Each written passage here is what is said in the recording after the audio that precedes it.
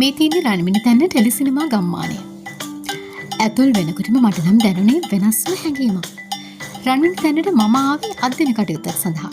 කැලණිය විශ්වවිද්‍යාලයේ ජනසන්නිවේදන ඩිප්ලෝමාව හදාරන 20 වෙනි කණ්ඩායම විදිහට අපේ ශාස්ත්‍ර චාරිකාවේ යෙදලා තිබුණේ රන්මිණිතැන්න සිනමා ගම්මානය හැරවීමටයි.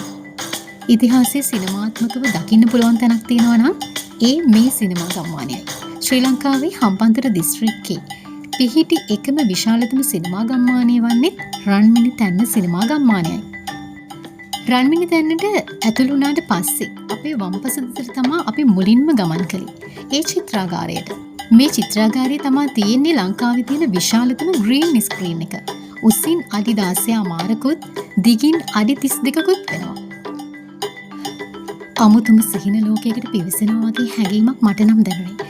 ඒක මම වැඩිපුරම දැනුනේ කොතනද කියලා මම තව ටිකකින් කියන්නම්. ඒ වගේම නගරයේ ගම්මානයේ බොම්බේ සිටි එක මේ වගේම පැරණි රජමාලිගා ආකෘතිනුත් අපිට දැක බලා ගන්න පුළුවන් වුණා.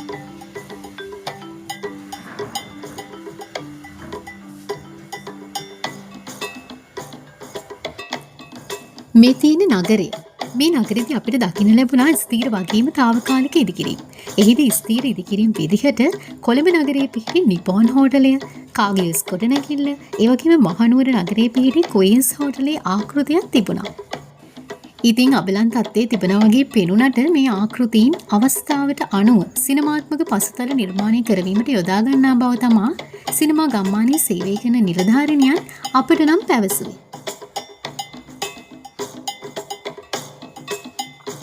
මට නම් හිතුණේ මේක සිනමා ගම්මානයක් කියලා නෙමෙයි. මේක සිහින නගරයක් කියලා. එක් එක් අවස්ථාවලදී මම මේ සිහින නගරේ කොටස්කාරියක් වුණා. විශ්වාස කරනවද? බොම්බේ සිටි එකට ආවහම මට දැනුනේ මමත් බොලිවුඩ් ඇක්ට්‍රස් කෙනෙක් වුණා කියන හැඟීම.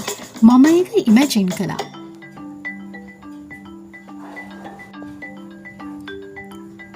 මේ තියෙන්නේ 2015 තිරගත වුණු බොම්බේ වෙල්වෙට් මූවී එක වෙනුවෙන්ම නිර්මාණය වුණු බොම්බේ සිටි එක වගේම ක්ලබ් එක.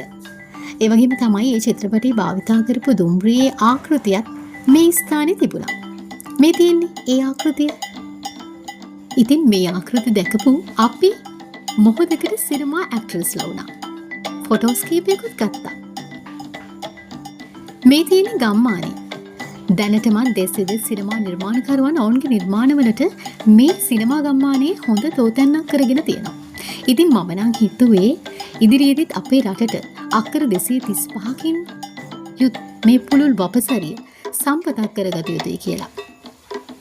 මේ ඔබ දකින්නේ පැරණි රජමාලිගා ආකෘති.